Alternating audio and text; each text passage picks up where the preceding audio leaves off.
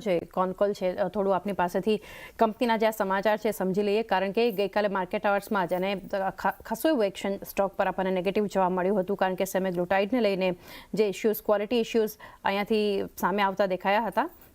ગઈકાલે સાંજે જે કંપનીનો કોનકોલ હતો એમને કહેવું છે કે ઓરલ ટેબ્લેટ્સ પર આની અસર નહીં થાય અને ઓક્ટોબર અંત સુધીમાં અથવા તો નવેમ્બરની શરૂઆતમાં ફરી વેચાણ શરૂ થશે, પરંતુ કેનેડા કારોબાર પર એક અસર થવાની શક્યતા એમણે વ્યક્ત કરી. કઈ રીતે ઓવરઓલ આ એક ઇશ્યુ સમજવું જોઈએ કંપની માટે?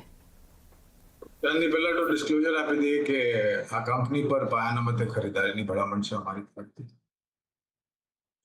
વાસ્તવિકતા અને સત્ય એ છે કે જો આ પરિસ્થિતિ ઊભી ના થઈ હોત તો કદાચ વહેલી તારીખે ડોક્ટર રેડ્ડીઝ ને સેમાગ્લુટાઇડ ને જે અનુમતિઓ મળેલી અને જે એક્સક્લુઝિવ ડેટ મળેલી એના કારણે યોગદાન આપણને વહેલી તારીખે બેલેન્સ શીટ પર આવતું દેખાય. પણ પરિસ્થિતિ અને સમાચારો વિપરીત છે.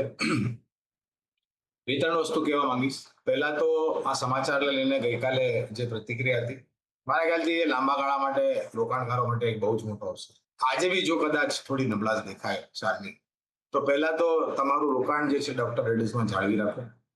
તમે ઉપરની સપાટી પર લીધું હોય, રોકાણ લાયક લાંબા ગાળા માટે મૂડી હોય તો થોડું ઘણું તમે જોડી બી શકો છો, એવરેજ બી કરી શકો છો.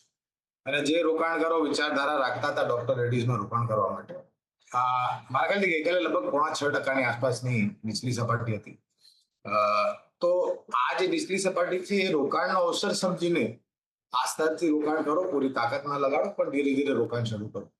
જે રીતની આ કંપનીનો ઇતિહાસ રહ્યો છે ડોક્ટર રેડ્ડીઝનો, તમે R&D લઈ લો, ટેકનોલોજી લઈ લો, પ્રોડક્ટ લોન્ચીસ લઈ લો, અને જો અમુક પ્રોડક્ટમાં ખામીઓ હોય તો એને આઈડેન્ટિફાઈ કરીને એનો ઉપચાર કરવો જોઈએ.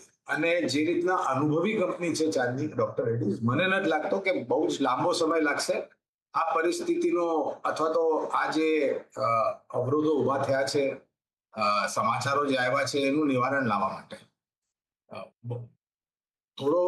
થોડી વાર લાગશે રેક્ટિફિકેશન કરતા અને વળી પાછું લોન્ચ કરતા. પણ આ સમાચાર અને આ પરિસ્થિતિને લઈને મને નથી લાગતું કે બહુ જ મોટી નીચેની સપાટી અથવા તો પરિણામમાં બહુ જ ખરાબ પરિસ્થિતિ ઊભી થાય. એટલે રોકાણ હોય તો જાળવી રાખો, ખરીદારી કરવી હોય તો આ સ્તરથી ખરીદારી શરૂ કરો અને ઘટાડો જોડતા હોલ્ડ પણ કરી શકો છો રોકાણ લોંગ ટર્મ વ્યૂ સાથે, અને આ લેવલ્સ પર ખરીદારીની શરૂઆત પણ કરી શકો છો અને બાયો ટિપ્સ એટલે એડિશન પણ રાધર કરી શકો છો ડોક્ટર રેડ્ડીઝ માટે. અને આજે ત્યાં પણ એક ફોકસ